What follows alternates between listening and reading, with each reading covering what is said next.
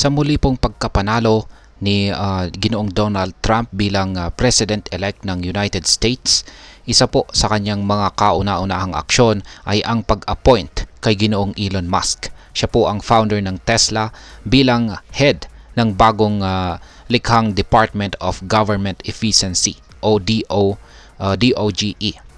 Kasama po ni Ginoong Musk si Vivek Ramaswamy, isang kilalang negosyante at Republican para pamunuan ang DOGE. Itinatag ang department na ito upang ikat ang mga hindi kinakailangang gastusin at proseso ng gobyerno sa paraang mas transparent at mas modernized.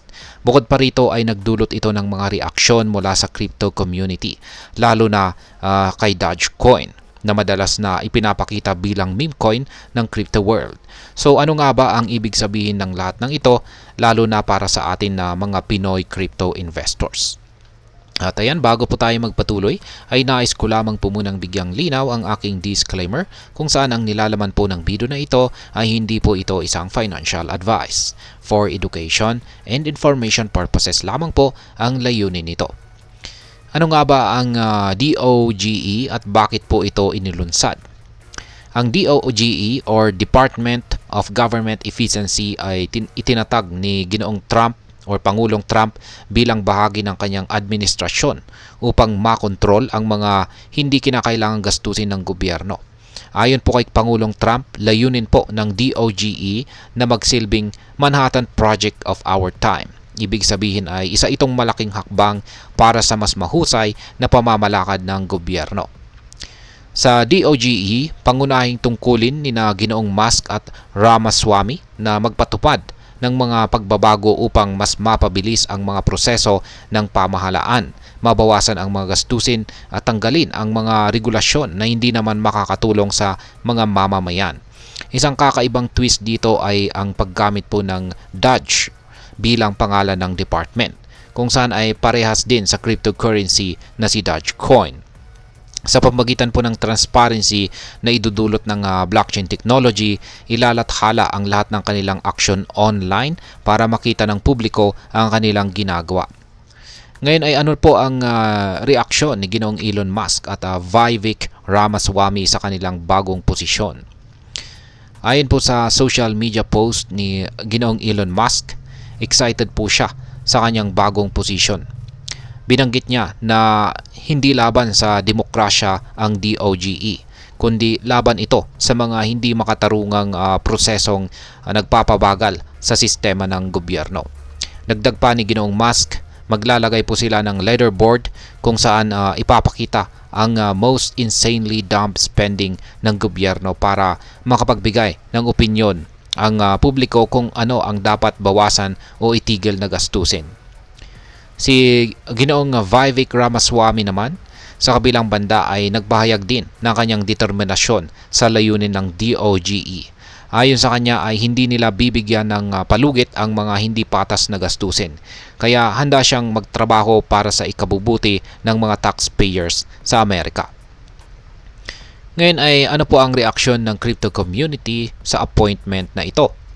Siyempre, ang crypto community, lalo na ang taga-suporta ni Dogecoin, ay may matinding reaksyon sa appointment na ito. Kilala po si Ginoong Musk bilang malaking supporter ng Dogecoin, kaya't ang pag-upo niya bilang head ng DOGE ay nagbigay ng kumpiyansa sa mga crypto enthusiasts na mas may magaganap na positibong pagbabago para sa Doge token. Ayon sa mga eksperto, ang appointment na ito ay bullish o pabor para kay Dogecoin at inaasahan po nilang tataas pa ang value nito. Isang user nga ang nagsabi na posibleng ma-hit ni Dogecoin ang presyong $1 sa inaharap. Bukod pa rito ay naging daan ang announcement para mag-surge ang isang Ethereum-based token na may parehong ticker symbol na DOGE, kung saan ay umakyat po ang value nito ng mahigit 300% pagkatapos po ng announcement ni Ginoong Musk. Ang ganitong reaksyon ay nagpapakita kung gaano kalakas ang epekto ni Ginoong Musk sa crypto market, lalo na sa meme coin na Dogecoin.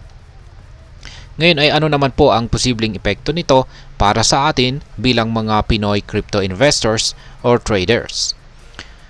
Ayan, ang balitang ito ay maaari pong magdala ng bagong pag-asa para sa mga may hawak ng Dogecoin.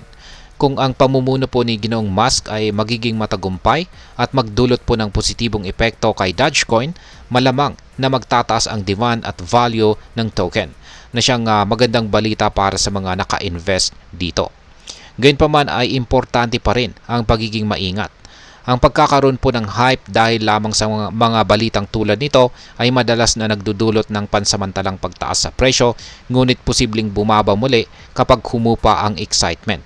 Kaya't mahalagang mag-research pa rin at mag-obserba kung ano ang magiging long-term effect nito bago mag-invest ng malaki. Sa kabilang banda, ang transparency initiatives ng DOGE sa pamamagitan po ng blockchain ay nagpapakita ng posibilidad na maaari rin itong magamit bilang modelo dito sa Pilipinas. Kung ang mga proseso ng gobyerno ay magiging mas efficient, posibleng mapababa ang mga gastusin ng ating sariling pamahalaan sa hinaharap. Ngayon ay ano naman po ang aking masasabi tungkol dito? Ang pag-appoint po kay Ginoong Elon Musk bilang head ng DOGE ay isang unorthodox na move, pero may potensyal na magdala ng mga makabagong ideya sa gobyerno ng US. Ipinapakita nito na posibleng ma-integrate ang mga digital concepts tulad ng blockchain sa government transparency at efficiency, isang bagay na pwedeng i-pattern o tularan ng ibang bansa. Para sa crypto industry, ang paborableng pananaw ni Ginoong Musk at Trump sa cryptocurrency ay nagbibigay po ng suporta sa mga naghihirap na token tulad ni Dogecoin at nagpapakita po ng pag-asa para sa mga regulated ngunit ngunit bukas po sa crypto market sa US.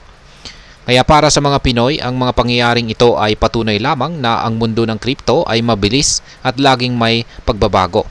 Mahalagang maging updated lalo na kung ikaw ay nag-i-invest sa crypto dahil ang bawat balita ay may direktang epekto sa market. Kaya patuloy na mag-aral at mag-research dahil ang crypto market ay lubhang pabago-bago, isang leksyon na mahalaga para sa lahat ng mga naghahangad na makapasok at magtagumpay sa space na ito. At ayan, hanggang dito na lamang po tayo sa video na ito mga ka-crypto. Sana po ay inyong nagustuhan ang aking paliwanag sa video na ito. Kung inyo po itong nagustuhan ay pakiclick lamang po ang like button nito. Marami pong salamat sa panunood, ingat po tayo lagi at God bless po sa ating lahat.